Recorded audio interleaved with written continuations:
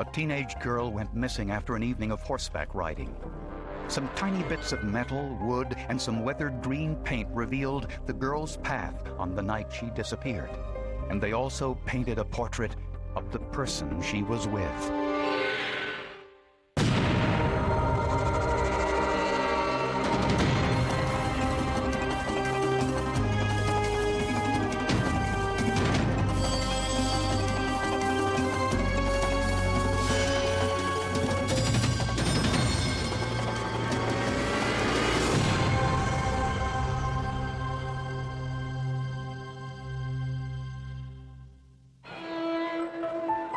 Between school, sports, a part-time job, and homework, was sweating, an indication it had been ridden, and the riding equipment had been used and put away.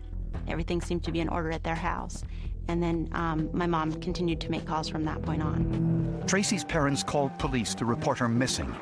When a teenager shows up not coming home, disappeared for less than 24 hours, without any other evidence indicating otherwise, the normal response is to treat it as a runaway and begin the investigation in that manner.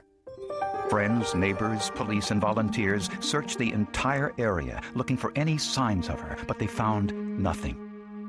5 days later, searchers found Tracy's clothing in the woods about 2 miles from her home.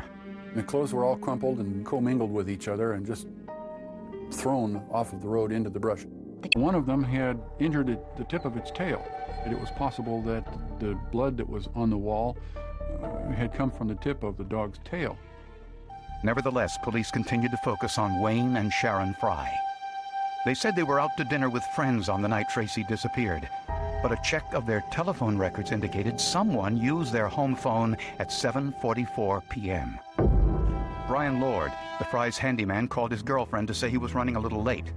Brian Lord and his girlfriend had just had a baby. There was a family get-together going on. It was their first real dinner party, and he was expected at home. Tracy Parker made a telephone call from the house 15 minutes later to one of her friends. We know that Tracy made a phone call to one of her girlfriends at about 8 o'clock. The friend was unavailable to talk, and Tracy said, "Well, call me back." During questioning, Brian Lord said he didn't see Tracy Parker that night. He claimed he left the Fry's home shortly after calling his girlfriend.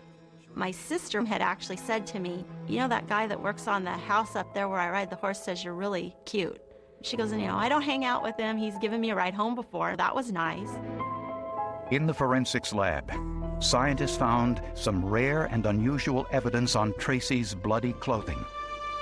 Tiny pieces of metal. When we looked at the metal shavings, we could see that there were tool marks on them and that they had these characteristic little curled up shapes of metal turnings as opposed to some other process. They appeared to be shavings from a metal lathe, a machine that grinds and cuts metal. Investigators used X-ray fluorescent spectroscopy, or XRF, to determine the chemical composition of the shavings. They were comprised primarily of aluminum, but they had a large number of other elements present, so these were aluminum alloys. Metal isn't an item commonly found on clothing. It would be extremely rare. Not everybody is wandering around with aluminum shavings on their clothing. But investigators couldn't find similar aluminum shavings anywhere in the Fry's home, in their stables, or anywhere else on their property. As the investigation continued, a search team made the discovery everyone had been dreading. 1 month after she disappeared, Tracy Parker's partially clothed body was found in a field about 3 miles from her home.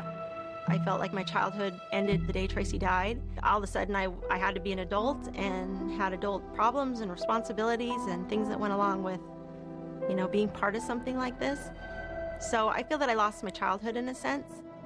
The autopsy revealed the cause of death was blunt force trauma to the head. She had apparently been murdered around the time she disappeared. The autopsy also found evidence she had been sexually assaulted. Investigators found those same aluminum metal shavings on Tracy's body, along with chips of very old weathered green paint. From that point, law enforcement began looking for a construction site or really a woodworking shop to match up to where did all of these small wood shavings come from? Where did all the metal shavings come from? And so they went out really looking for any connection to a woodworking or a small base construction shop. Investigators knew if they found the source of both the green paint and the aluminum shavings, they would find the killer of 16-year-old Tracy Parker.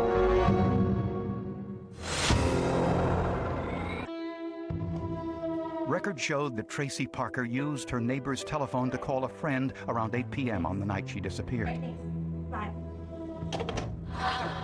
Brian Lord, the handyman, used the same phone to call his girlfriend 15 minutes earlier, although he claimed he didn't see Tracy that night. Hey, baby, it's me. Lord said he stopped by his brother's workshop on his way home. When police searched the shop, they found nothing suspicious. Nothing jumped out at us right away. It appears that nothing really happened in the workshop. Brian Lord allowed police to search his pickup truck and examine the clothes he said he was wearing the night Tracy disappeared. Investigators found no forensic evidence. But neighbors told police they saw Lord washing his truck with a hose that night. We had witnesses that had him cleaning his pickup truck, which was very unusual for him to do that. He was washing a truck without a shirt on in 57-degree weather. That sort of behavior. Well, then we better look for this dog. They go, what do you mean? Because there's got to be one heck of a dead dog here somewhere. I mean, look how big that spot is. Serology tests showed that the blood was human and was the same blood type as Tracy Parker's. The crime lab examination of the blood revealed that it was type O with a particular enzyme which limited it to approximately 4% of the population. Turned out that Tracy Parker's blood was identical in type and that enzyme. Next, analysts collected everything they could find in the workshop: paint chips, metal shavings, wood chips, debris, dust, dirt. All were sent to the forensic lab.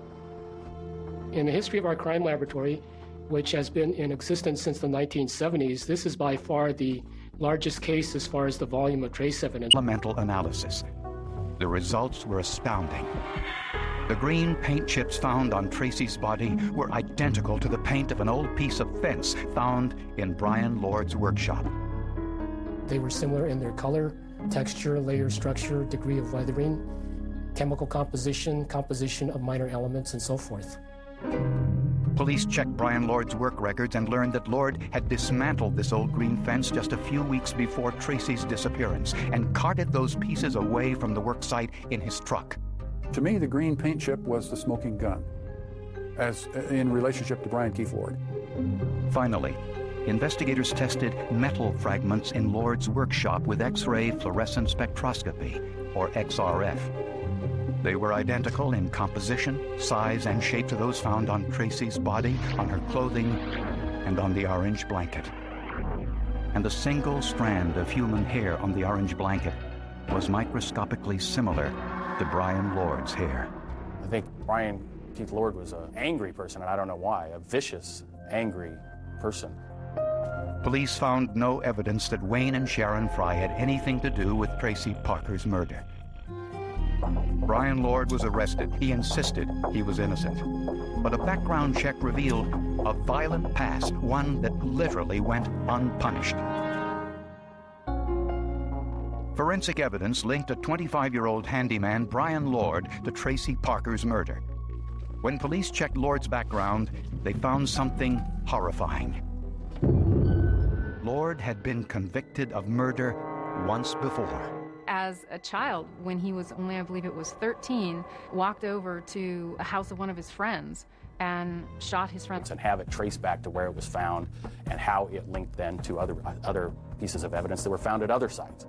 You wonder, what is this guy all about? Several times when we were in court, he would make little comments as we would walk by, and he would say to my dad, well, you know, if I ever get out, maybe your other daughter will be next. Just horrible things that make you have a lot of nightmares, and I thought, I don't have to deal with him right now. Maybe at some point in the future I will, but right now I know where he's at. Brian Lord was tried and convicted of first-degree murder and sentenced to death. A few years later, Lord's guilty verdict was overturned on appeal. He was tried and convicted again in 1999, and this time sentenced to life in prison without parole. I think the overturning of capital murder cases is so routine that it's aggravating, but it's not a surprise. After the first trial on appeal, I believe it was our state Supreme Court that said in the written opinion that this was the most complex circumstantial trace evidence case that had ever been tried in the state. And I'd be willing to wager that that stands true. I'm not so sure as this case would have been solved had it not been for the forensic evidence. It was the forensic evidence that tied all of the scenes together, and it was the forensic evidence that pointed directly at Brian Keith Lord.